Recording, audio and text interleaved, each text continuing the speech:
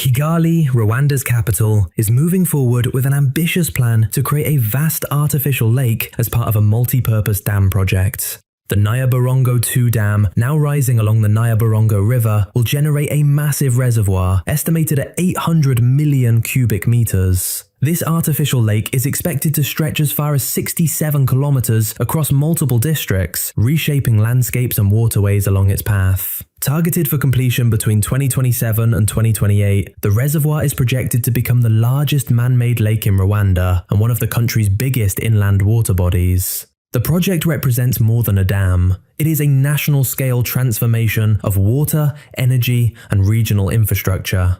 This investigation explores how large urban artificial lakes are conceived, engineered, and financed. From feasibility studies and hydrological modeling to procurement contracts and phased construction strategies, it examines the real cost structures behind mega water projects, including capital investment, foreign financing, and long-term maintenance obligations. Funding models often combine state budgets, development banks, and international contractors, creating complex financial architectures. Understanding who pays, how, and when is essential to understanding the true weight of projects at this scale. The story also turns to environmental and economic consequences. Artificial lakes can strengthen energy supply, stabilize water systems, and support irrigation, transport, and urban growth. At the same time, they alter ecosystems, shift sediment flows, and transform local climates and biodiversity patterns. Communities upstream and downstream experience social and economic change, sometimes beneficial, sometimes disruptive.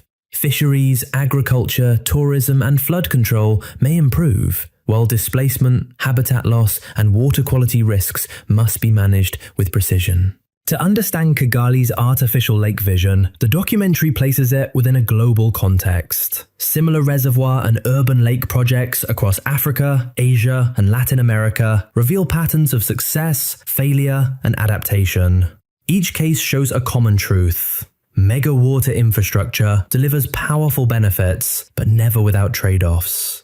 This cinematic exploration blends hard data with global parallels to map the future implications of the Kigali Artificial Lake Project, a story of ambition, engineering, and consequence unfolding in real time. Across the developing world, cities are increasingly turning to artificial lakes as multi-purpose infrastructure tools for water management, climate moderation, and urban recreation. These projects combine engineering hydrology and urban design to reshape how cities interact with water. From planned capitals to rapidly expanding megacities, artificial lakes are being used to stabilize supply, reduce heat, manage floods, and create new economic zones.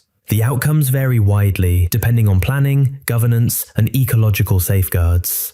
The following international cases illustrate how different nations have applied this strategy at very different scales and with very different consequences. In Brazil, planners of the new capital created Lake Paranoá by damming a river and flooding roughly 40 square kilometers of savanna to reshape the local environment. The reservoir was intended to raise humidity and moderate heat while supporting urban life. Over decades, it evolved into a central economic and recreational asset, supplying water, supporting shoreline business, and hosting marine leisure activity.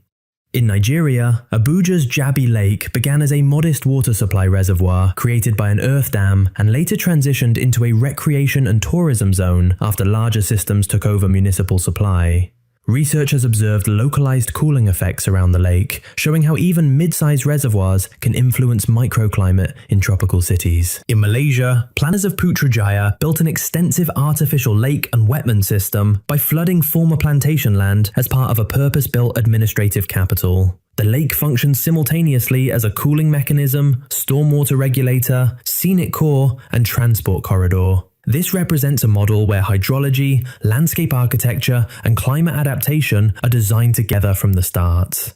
In China, multiple cities have adopted artificial lakes and retention basins under the Sponge City framework, where urban water bodies are engineered to absorb peak rainfall, reduce flood risk, and slowly release stored water. These lakes double as public green spaces, or serving as distributed flood control infrastructure in dense urban zones. At the extreme end of artificial lake development stands Lake Volta in Ghana, created by a major hydroelectric dam and covering thousands of square kilometers. It transformed national energy supply and built a large fishing economy, but required mass relocation and long-term social adjustment. Together, these cases show that artificial lakes can become powerful urban and national assets, supporting water security, cooling, recreation, and economic growth. They also demonstrate that scale increases complexity and social cost.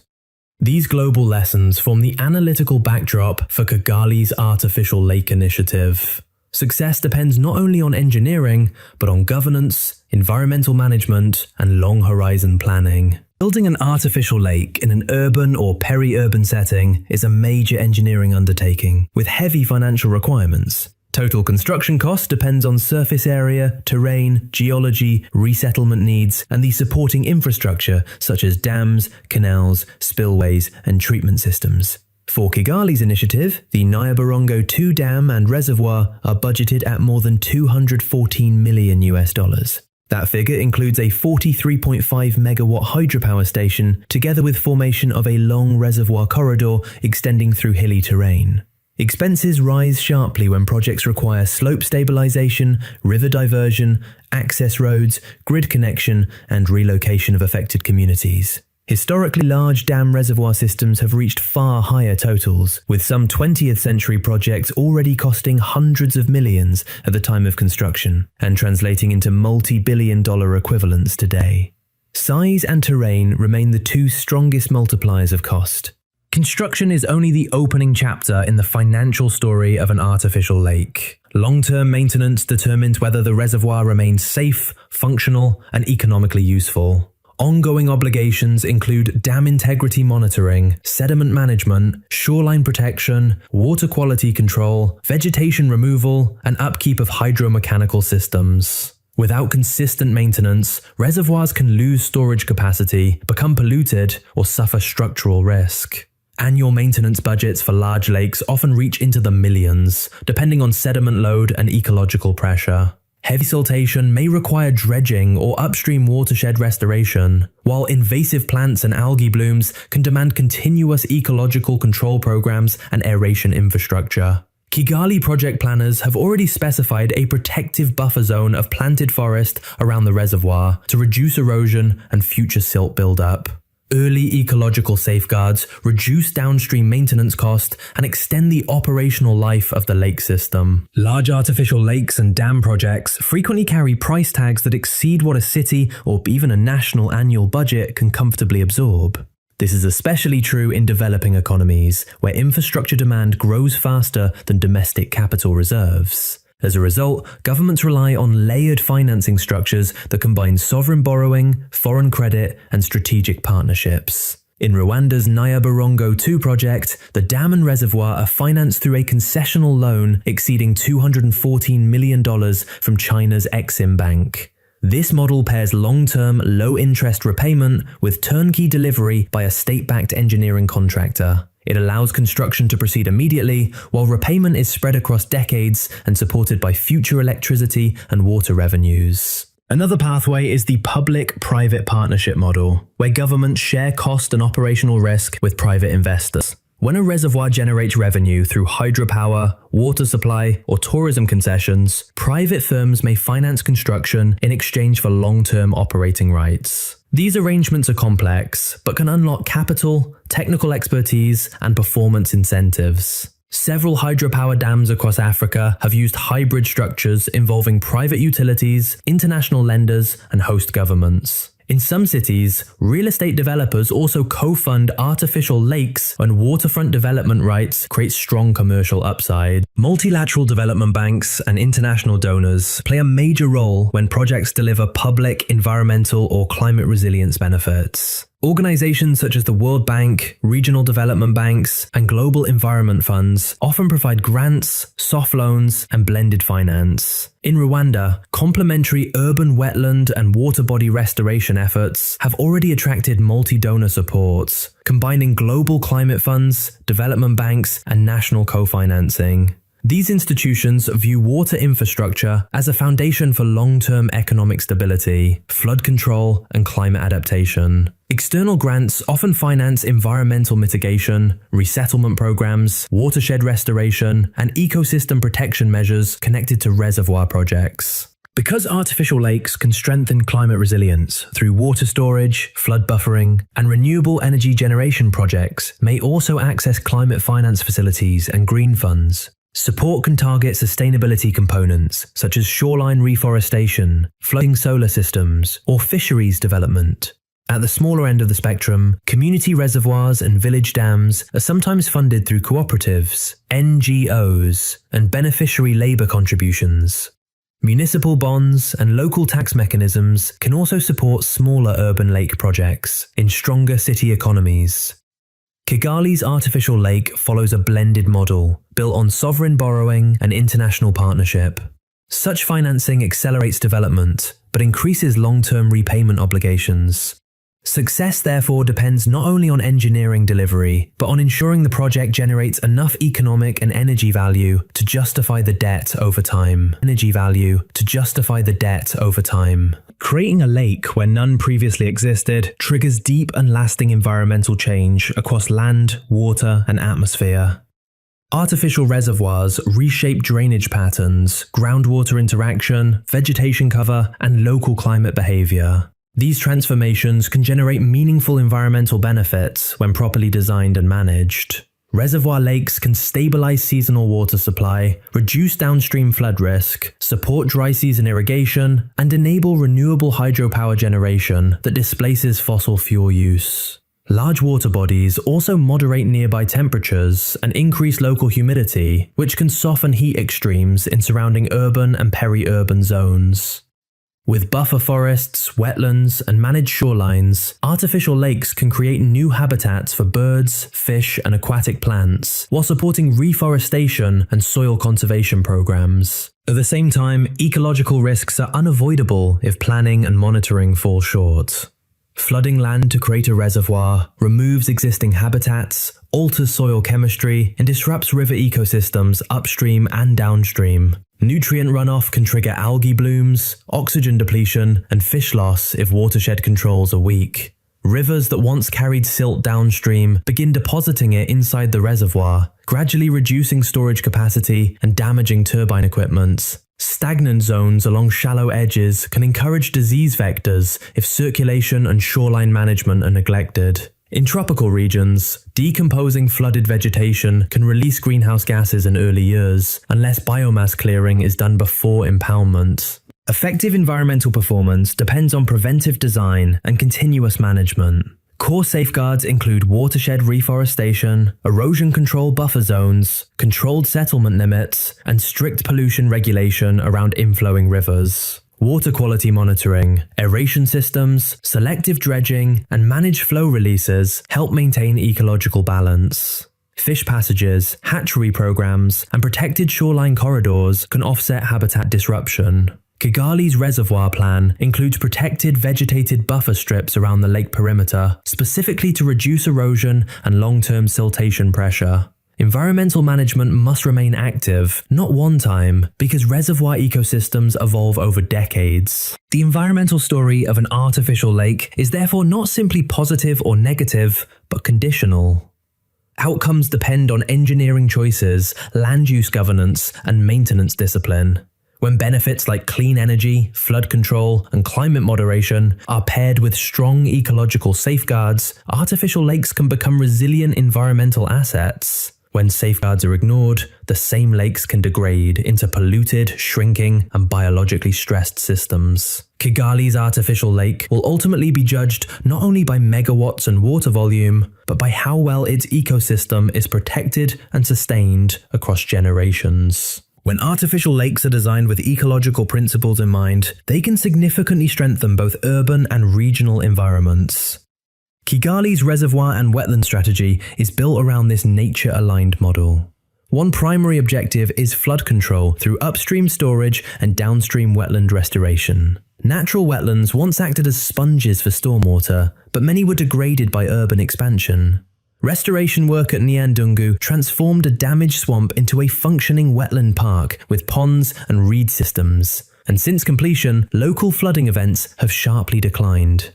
City planners are now connecting restored wetlands retention ponds and managed channels into an integrated stormwater network that safely conveys runoff across dozens of miles. The Nyabarongo Reservoir will further reduce peak flood surges, protecting farms, settlements, and infrastructure along the river corridor. Artificial reservoirs also strengthen drought resilience and long-term water security. In climates where rainfall patterns are becoming more erratic, stored surface water provides a strategic buffer. Heavy rains can be captured and gradually released for municipal supply irrigation and ecological flow support during dry periods. The Nyabarongo Reservoir is expected to stabilize intake for the Nzove water treatment system, improving year-round supply reliability. Large lakes also support groundwater recharge through slow percolation and help maintain base river flow during drought cycles.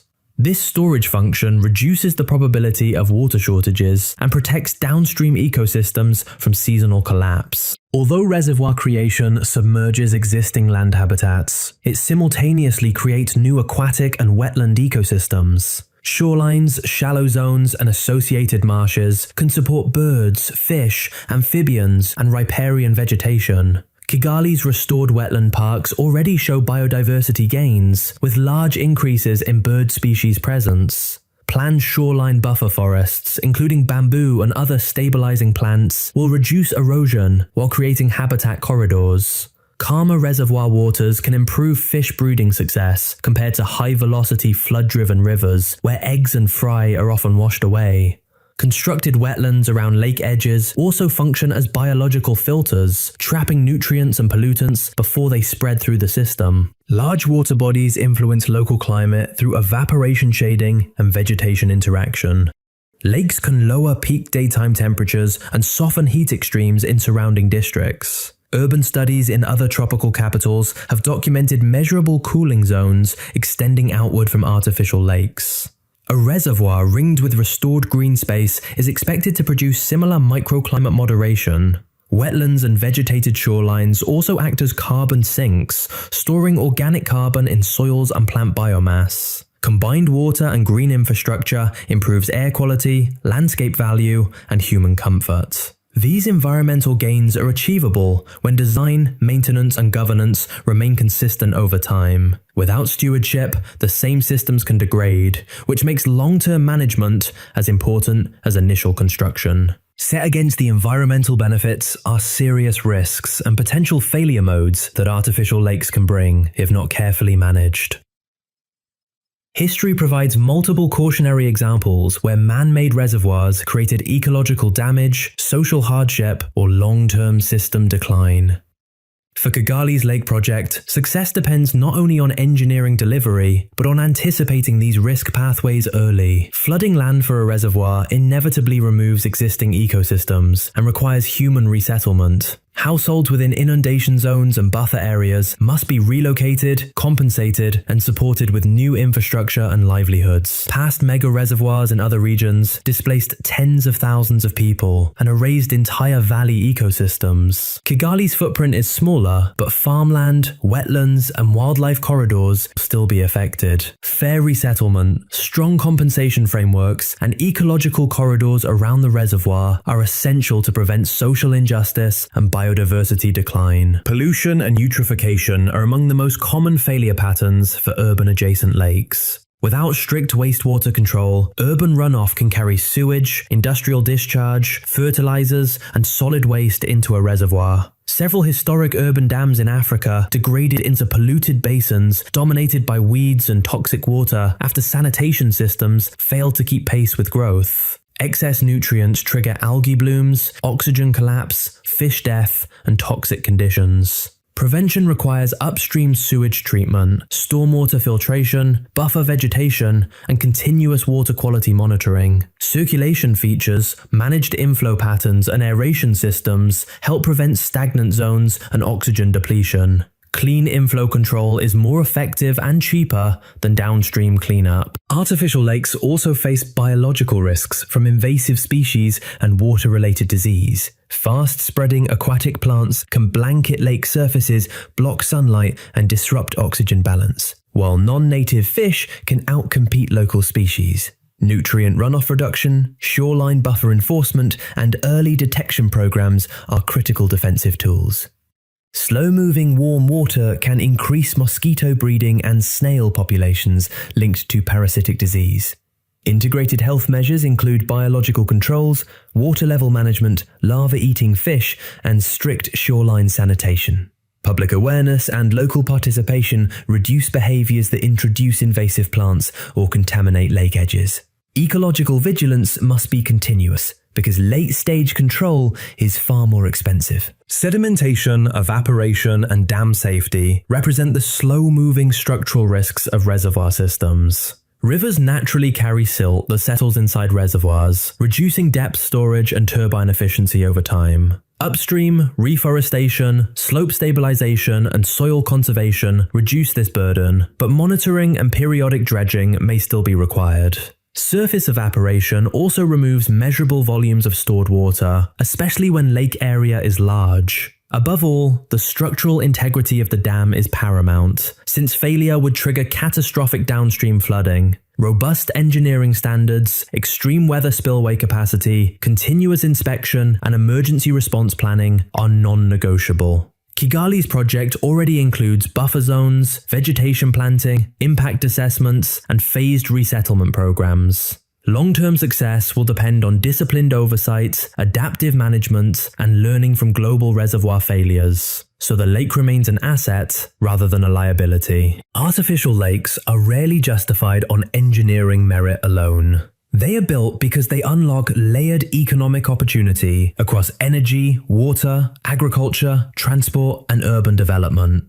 Kigali's reservoir project follows this multi-purpose model and is designed to stimulate several sectors at once. The hydropower station will add more than 40 megawatts to the national grid, reducing dependence on imported electricity and expensive diesel generation. More reliable domestic power lowers operating costs for industry and households and improves the investment climate for manufacturing and technology firms. Plans for floating solar generation on the reservoir surface could further expand renewable output while conserving land and reducing evaporation. Together, hydropower and floating solar position the lake as a clean energy platform that strengthens national energy resilience. The reservoir also functions as strategic urban infrastructure for water supply and cost avoidance.